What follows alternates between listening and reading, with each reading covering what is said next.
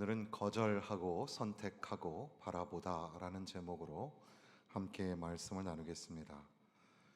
오늘 현대를 살아가는 그리스도인들이 무엇을 거절하고 무엇을 선택할 것인가, 그리고 어떻게 무엇을 바라볼 것인가, 그런 주제를 함께 나누고자 합니다.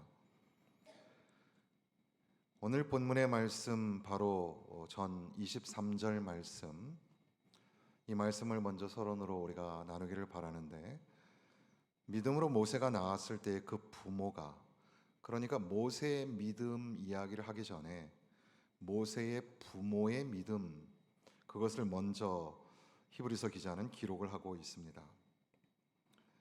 모세의 부모가 믿음으로 자녀를 보호하고 양육했다, 그런 기록이 되겠습니다.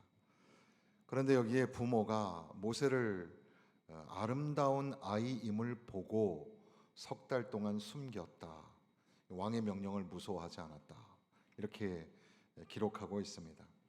여기 아름다운 아이라는 표현은 우리가 생각하기 쉬운, 아기가 태어나서 그 아기가 참 얼굴이 예쁘다, 피부가 곱다, 잘생겼다, 귀엽게 생겼다, 예쁘게 생겼다, 그런 표현이 아닙니다. 여기 아름다운 아이라는 것은 히브리식 문화로 보면 그 아이가 건강하다, 기골이 있다, 그리고 일도 되게 잘할 것 같고 또 자녀도 잘 낳을 것 같고, 그런 표현을 담고 있는 게 아름다운 아이라, 이런 표현입니다.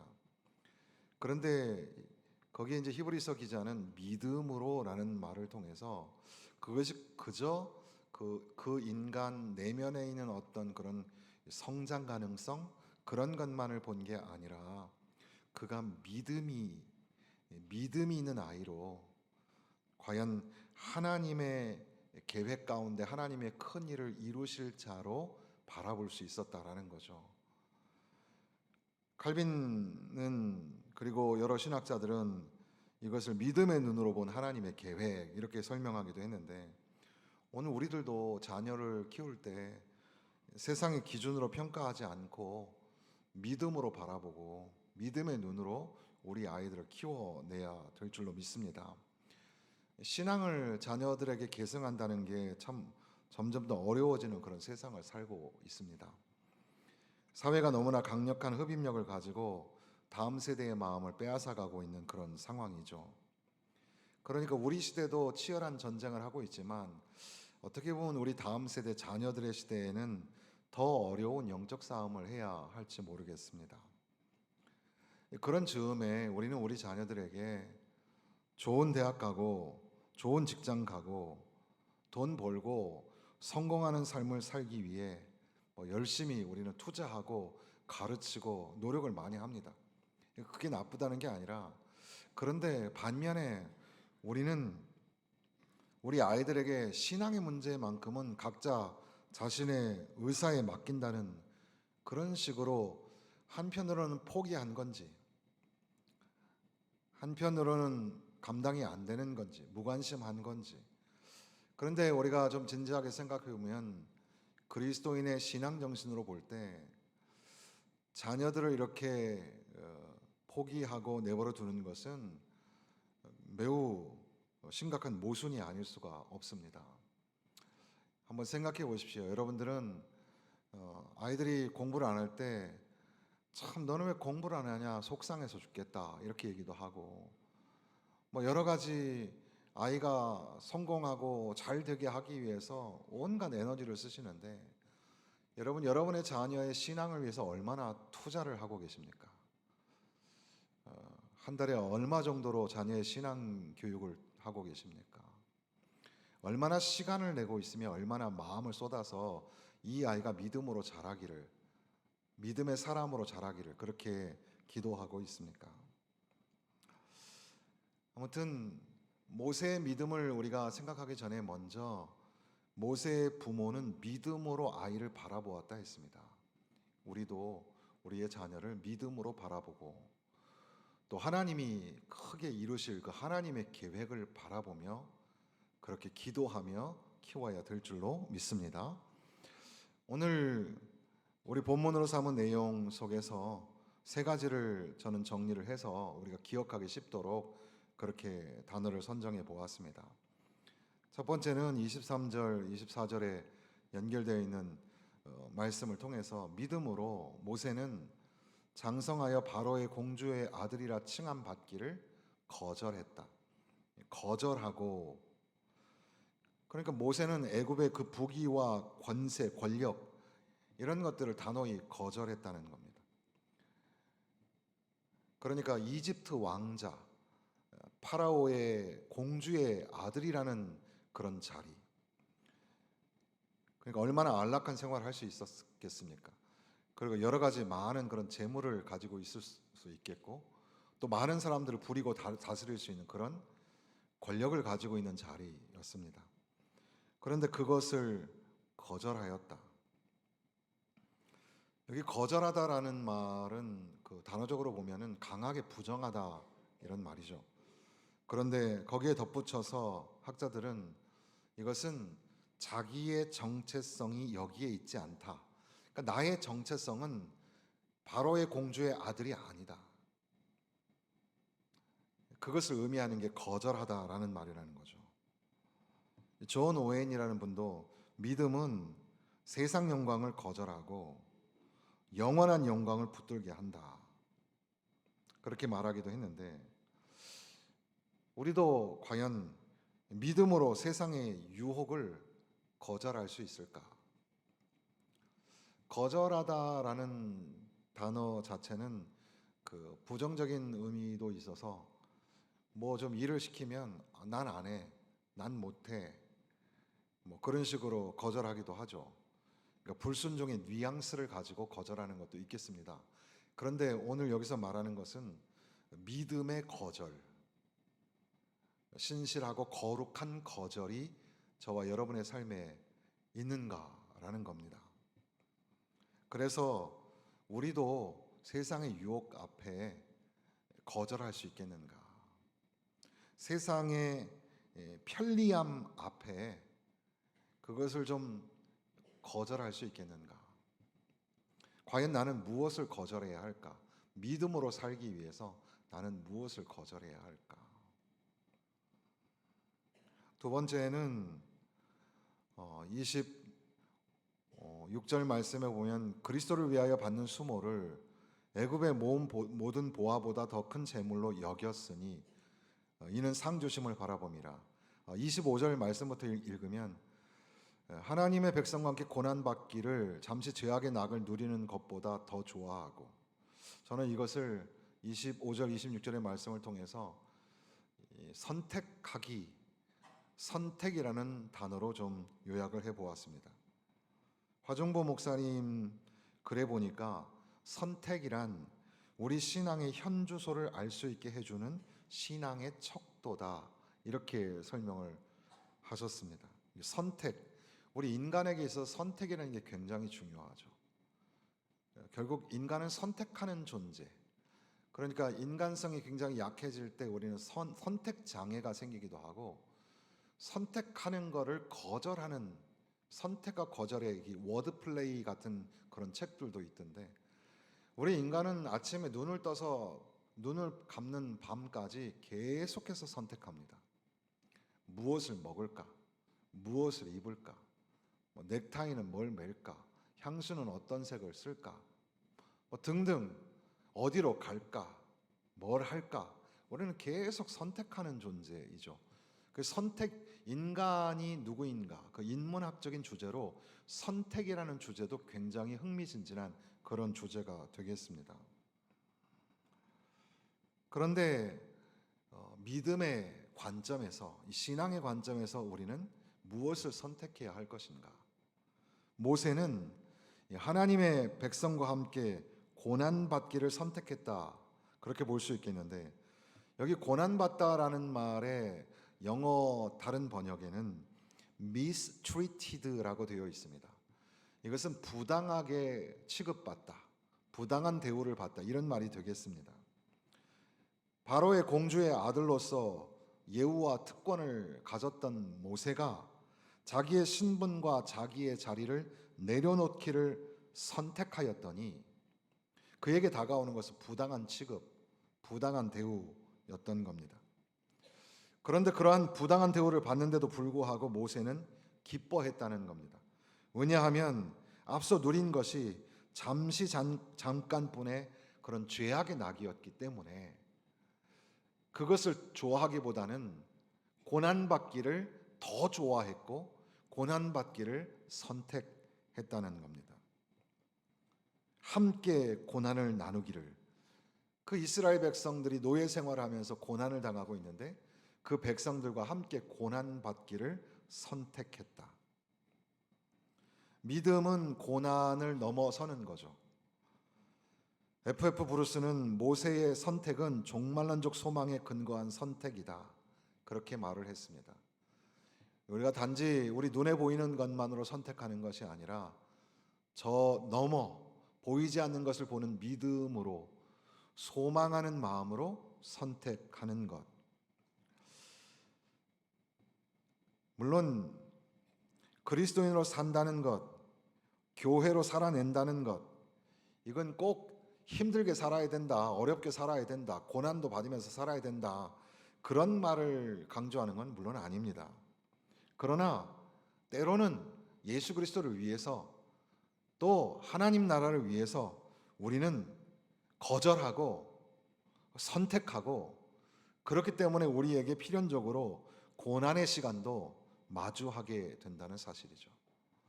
우리는 무엇을 선택할 것인가, 무엇을 거절할 것인가, 이런 것들을 생각하게 됩니다. 이어서 우리는 바라보다라는 말도 생각하게 되는데 27절에서 31절 사이에 나오는 그런 내용들을 통해서 우리는 바라보다라는 주제도 생각하게 됩니다.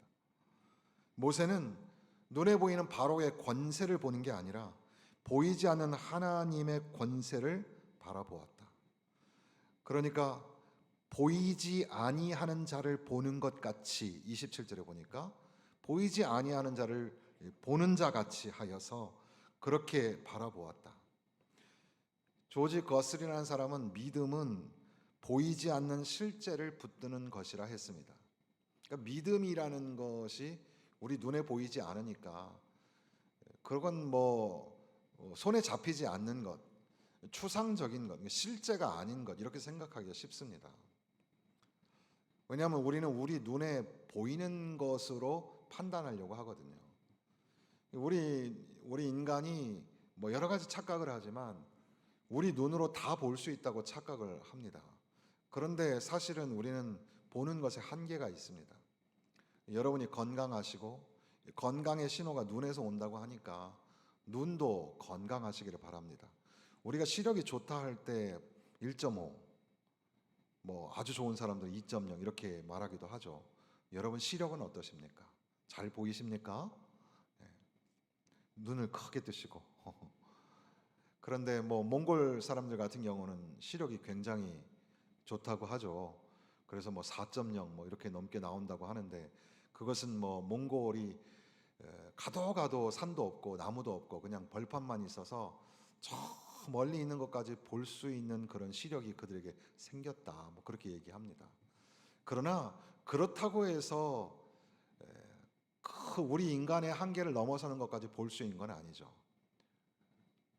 여러분, 우리의 눈으로는 별을 볼 수가 없어요. 그런데 우리는 본다고 생각을 하는 거죠. 아유, 그거는 너무 멀리 있어서 그런 거죠. 그럼 가까이 있는 건 여러분 보실 수 있으세요? 여러분, 공기는 보입니까? 바람은 보입니까? 사실 보지 못해요. 우리 손에 붙어 있는 수억 개의 세균들은 보이십니까? 우리는 우리에게 가장 가까이 있는 것도 보지 못하고 가장 멀리 있는 것도 보지 못하죠. 사실은 보지 못하는 게 훨씬 많을지도 모릅니다. 오히려 믿음이 뭐냐? 믿음은 보이지 않는 그러나 실제하는 것. 11장 1절에 보면은 믿음은 바라는 것들의 실상이요 보이지 않는 것들의 증거라, 이렇게 말씀하시는 겁니다. 그러니까 믿음을 너무 추상적으로만 생각하셔서는 안 됩니다. 믿음은 매우 실제적인 겁니다. 믿음은 보이지 않는 하나님을 보는 것처럼 살아가는 용기라고도 할 수 있겠죠. 그래서 우리가 읽지 않았지만 이 뒷부분에 나오는 사람들의 모습도 비슷한데 홍해를 건너가는 사람들의 이야기가 나오죠. 그리고 여리고성을 무너뜨리고 또 기생 라합이 정탐꾼들을 평안히 영접하게 되는 그런 장면들이 기록이 되어 있는데 그들의 실제 눈에는 뒤에서는 바로의 군대가 쫓아오고 앞에는 홍해가 가로막고 있는 겁니다. 자기들 눈에는 바다가 보이는 거죠. 그러나 믿음의 눈으로 홍해를 건너갑니다. 하나님이 길을 예비하시는 줄로 믿고 그 홍해를 믿음으로 건너가는 거죠.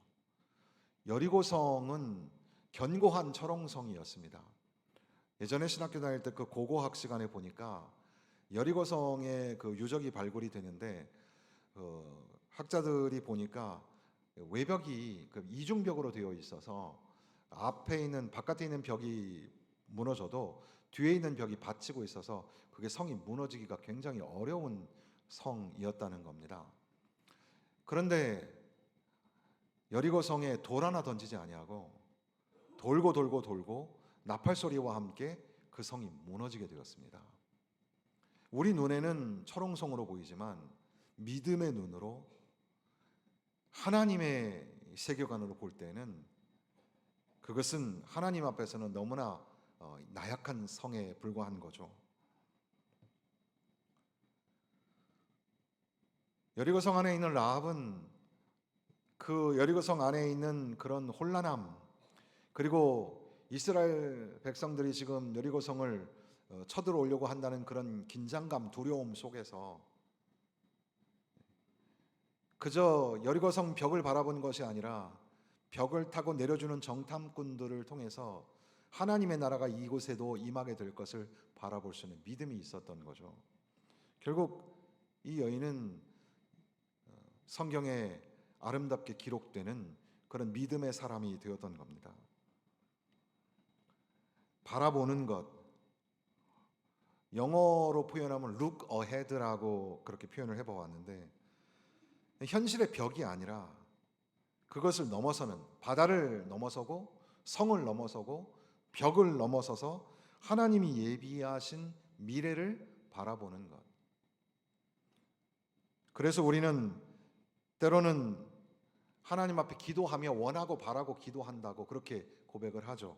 하나님의 꿈이 나의 비전이 되고 예수님의 성품이 나의 인격이 되고 성령님의 권능이 나의 능력이 되길 원하고 바라고 기도합니다. 그러니까 우리는 눈으로 보는 것도 바라보다라고 하지만 소망하고 기대하고 기도하는 것도 바라본다고 그렇게 표현을 하기도 합니다.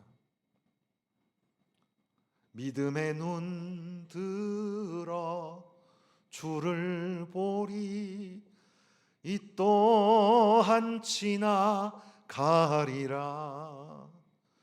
비록 고난의 삶이 우리 가운데 있을지라도 믿음의 눈을 들어서 이것도 다 지나갈 것이고 여전히 하나님이 나와 함께 하신다는 그런 믿음의 눈으로. 그러니까 오늘 우리가 읽은 본문의 말씀은 거절하고 선택하고 그리고 바라보는 그런 모세의 믿음을 통해서 과연 우리는 어떻게 거절하고 선택할 것인가, 그리고 무엇을 어떻게 바라볼 것인가, 이것을 묵상하는 시간을 갖게 된 겁니다. 사랑하는 성도 여러분, 세상의 유혹과 권세를 거절해야 합니다.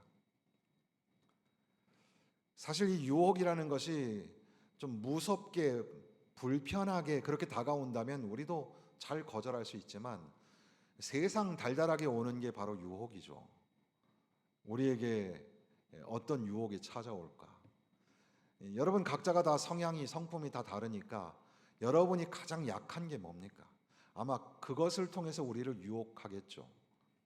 믿음대로 살지 못하도록, 하나님의 백성답게 살지 못하도록 우리를 도전하고 유혹하고 넘어뜨리려고 하는 것들, 그런 것들 앞에 거절할 수 있을까? 과연 나는 나의 삶의 자리에서 무엇을 거절할까? 앞서 말씀드린 것처럼 할 수 없어서가 아니라 할 수 있지만 안 하기로 결심하는 것, 안 보기로, 안 가기로 결심하는 것, 바로 그게 거절이 되겠습니다. 우리는 무엇을 선택할까? 비록 고난일지라도 하나님이 기뻐하시는 길을 선택하기, 예수의 길, 십자가의 길을 선택하기. 여러분들은 무엇을 선택하면 좋을까요? 청년들, 젊은 사람들에게는 그들의 진로, 그들의 이제 학생이라면 그들의 전공과 또 나아가서 그들의 직업, 무엇을 선택할까? 나아가서 어떤 배우자를 선택할까? 등등 생각하게 되겠습니다. 세상의 가치관을 따라서 선택하는 것이 아니라 하나님의 마음으로 어떤 선택을 할 때 주님이 기뻐하실까? 그런 생각을 가지고 우리가 삶의 순간순간마다 선택하며 살아가야 되겠습니다. 노년에 계시는 여러 성도들이 계십니다. 우리도 역시 이 노년의 자리에 있는 우리도 역시 유혹에 약합니다. 우리는 무엇을 거절해야 할까? 우리는 또 무엇을 선택해야 할까? 하나님 앞에 서는 날 부끄러움이 없기를. 그래서 오늘 하루라는 삶을 살 때 무엇을 단호히 거절해야 하고 어떤 것을 선별하고 선택해야 할 것인가 생각해 보아야 할 것입니다. 어린아이, 학생, 청년, 장년, 노년, 우리의 나이와 처지와 환경이 다 다르죠. 여러분 다 다른 성품을 가지고 있는데 우리의 삶의 자리에서 과연 우리는 무엇을 거절하고 무엇을 선택할 것인가? 그리고 무엇을 바라보아야 할 것인가? 이 교회는 무엇을 선택해야 하고 하나님의 나라 위하여 무엇을 거절해야 할 것인가? 좀 거리감이 있지만 불편하기를 선택하기. 지금 자연 환경이 굉장히 많이 훼손되고 기후 문제로 이 지구 전체가 굉장히 어려움을 당하고 있습니다. 그럴 때 우리가 편리함에 너무나 익숙해 있는 우리의 이 편리함을 자발적 불편함으로 바꾸는 것. 이 편리함의 극치인 스마트폰, AI 시대를 살아가고 있는 우리가 때로는 불편하게 직접 손으로 책을 들고 읽는 것, 이것이 필요하지 않을까? 걷기, 플라스틱이나 일회용품을 줄이기 등등 불편함을 선택하는 것, 편리함을 거절하는 것. 물론 이런 환경신학적인 문제들이 믿음의 문제로 이렇게 1대1로 대응시켜서 설명한다는 것은 매우 간단한 문제는 아닙니다. 그러나 저는 예를 들어 드리는 겁니다. 이제 우리는 이 말씀을 붙잡고 한 주간 과연 나는 무엇을 거절해야 할까? 무엇을 선택해야 할까? 그리고 무엇을 어떻게 바라보며 살아가야 할까? 믿음은 바라는 것들의 실상이고 보지 않는 것들의 증거라고 하였는데 믿음이 없이는 하나님을 기쁘시게 할 수 없고 믿음이라고 하면 하나님이 계신 것 그리고 하나님을 찾는 자들에게 하나님이 상 주시는 이심을 믿는 믿음이 있어야 한다는 것. 그리고 여기 11장에 기록되어 있는 수많은 믿음의 사람들, 세상을 뒤집어 엎는 믿음의 사람들, 나도 그렇게 살게 하여 주옵소서 기도하면서 선택과 거절, 거절과 선택, 그리고 내 눈에 보이는 것만 바라보는 것이 아니라 보이지 않는 것을 보는 것처럼 바라볼 수 있는 그런 믿음으로 순교자 왜 믿음을 가지고 자기의 목숨을 내놓을 수 있을까? 스데반은 주님이 서 계신 것을 볼 수 있었기 때문에 그렇게 숭고한 희생을 할 수 있었죠. 우리도 오늘 하루의 삶을 걸어가는 동안에 믿음의 눈을 들어서 예수 그리스도를 바라보고 주님만 바라보며 살겠습니다. 주 없이는 살 수 없습니다. 그런 고백으로 한 걸음 더 나아갈 수 있기를 주님의 이름으로 축원합니다.